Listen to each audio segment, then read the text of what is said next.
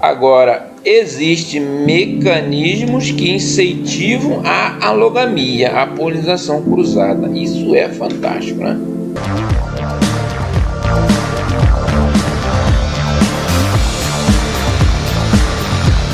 As plantas alógamas, que é a mesma coisa no raciocínio oposto das autógamas.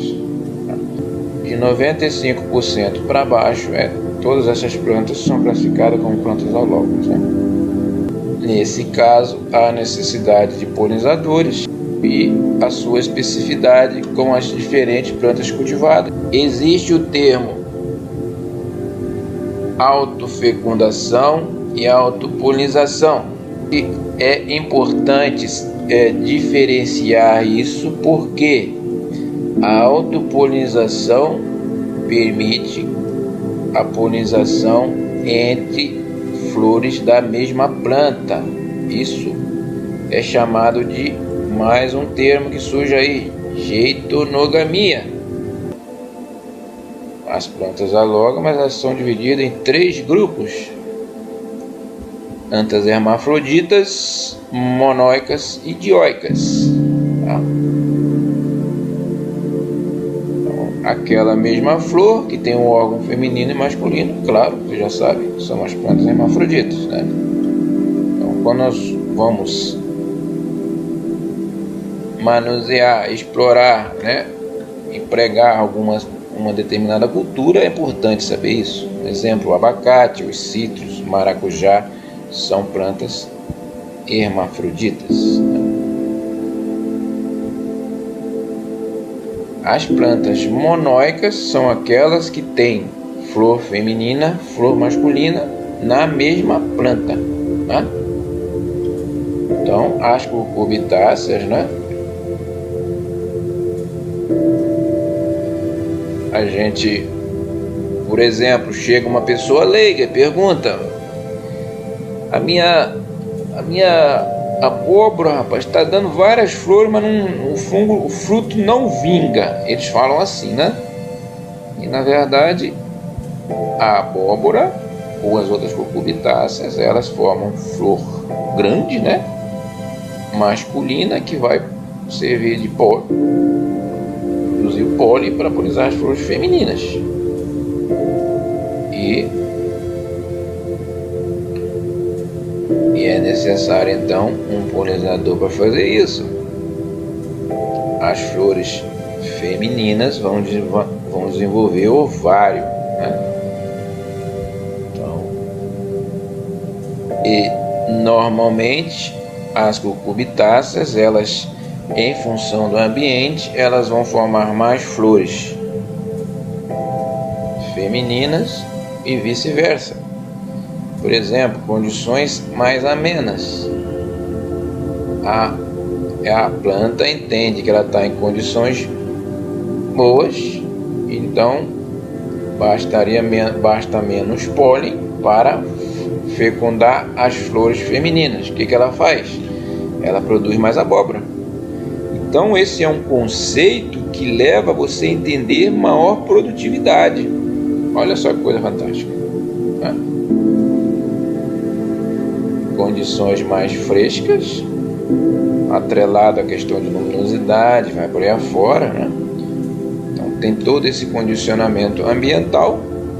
Eu sei que isso acontece, não vou saber especificamente condição ambiental, determinada cultivar, espécie, né? Mas a gente sabendo que isso acontece, basta aprofundar nesse estudo, né? Para entender isso. O milho, por exemplo, né? Vocês sabem, né, que o pendão do milho é onde estão as flores masculinas e a espiga onde estão as flores femininas. E a gente falou na aula passada a especificidade do milho, né, das gramíneas em relação à polinização pelo vento.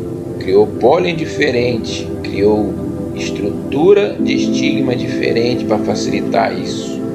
Está condicionado à condição de clima que favorece isso. Até as condições de vento na época da floração do milho é importante. Que vento. Não é aquela ventania, nem a ausência de vento, né? Isso tem a ver com o lugar de origem do milho, lá no México, né? Porque frente ao que nós exploramos o milho, ao que o milho evoluiu, não é quase nada, né? Mesma coisa acontece com palmeiras, né? E existem outros exemplos, né?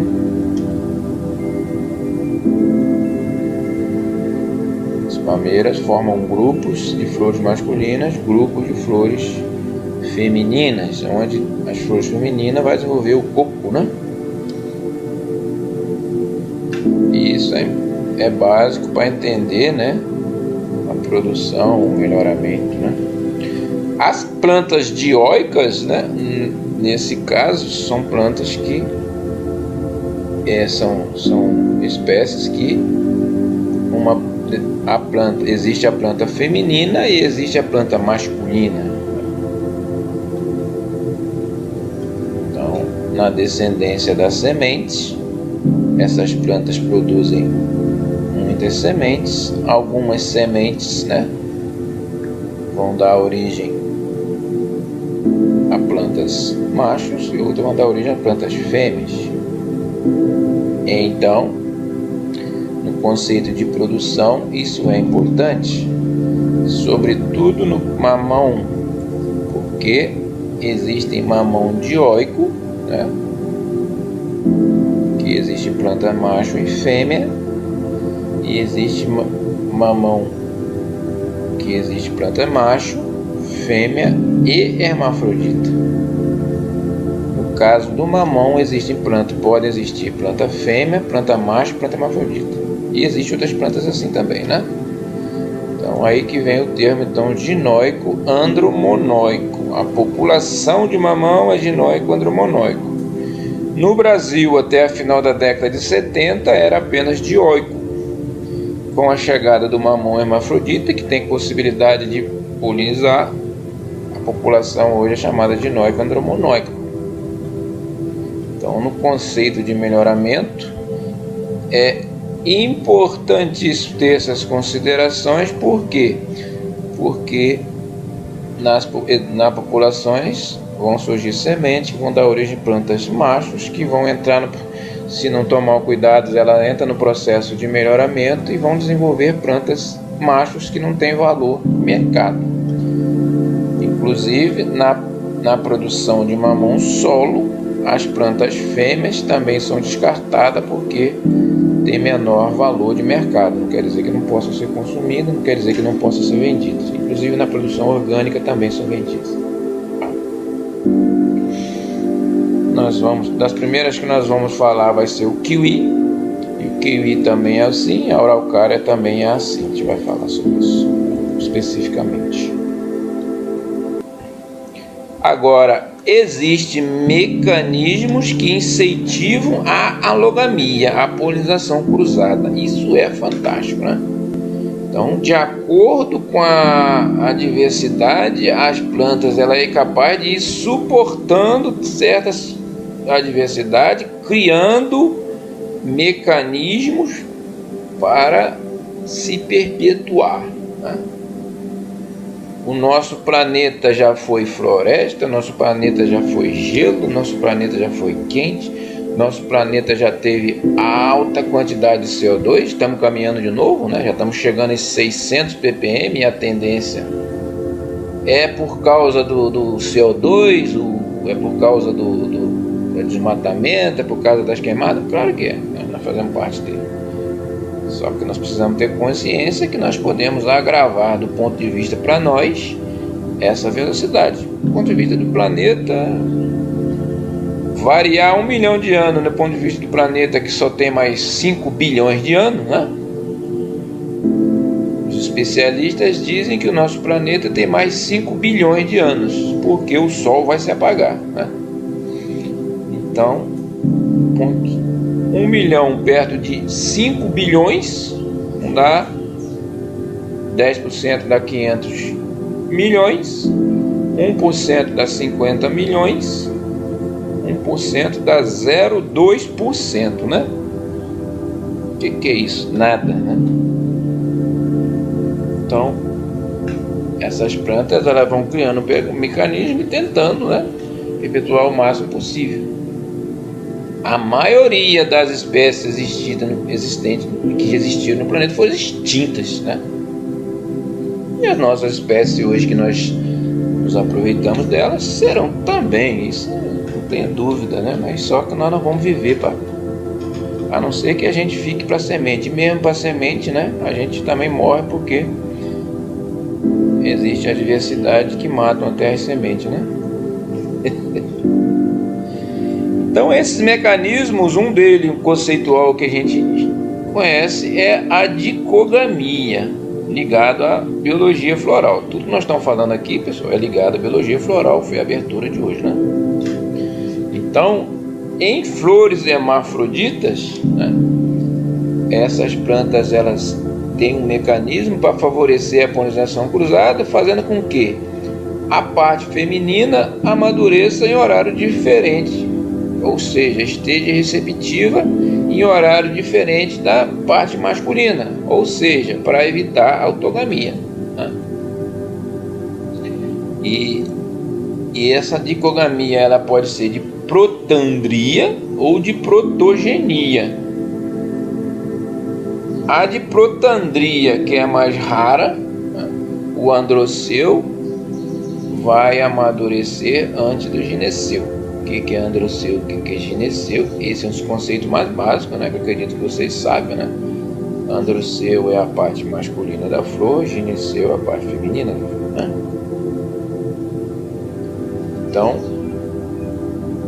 a parte masculina liberar pólen antes da parte feminina estar viável, isso é mais raro. O que mais acontece é de que a planta entra no estágio feminino primeiro e a parte masculina só vai estar liberando o pólen depois que a parte feminina não está mais receptiva. Isso é o que mais acontece e ocorre em plantas importantes.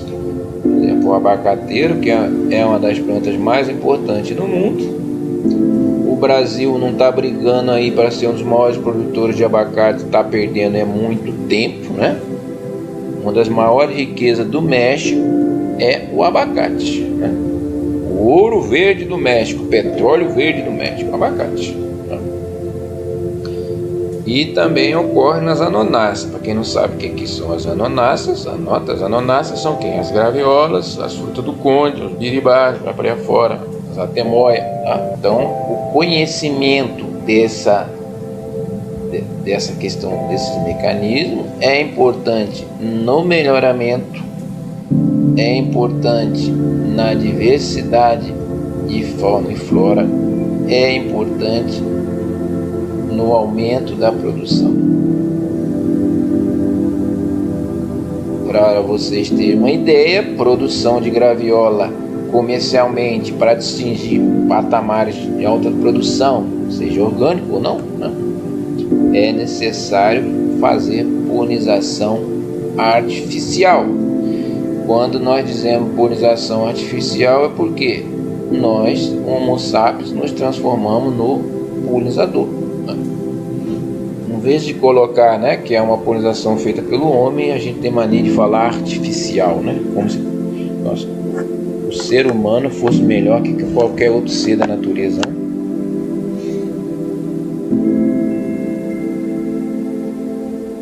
Então,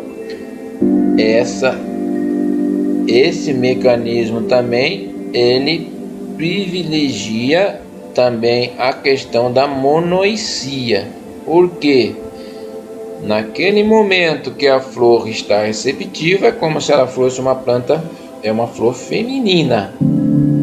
Naquele momento que ela está liberando pólen, é como se ela fosse uma flor masculina, né? E combinado a isso, se essa mesma planta tem esse comportamento e aceita a polinização na mesma planta, ela tem heteronogamia, né?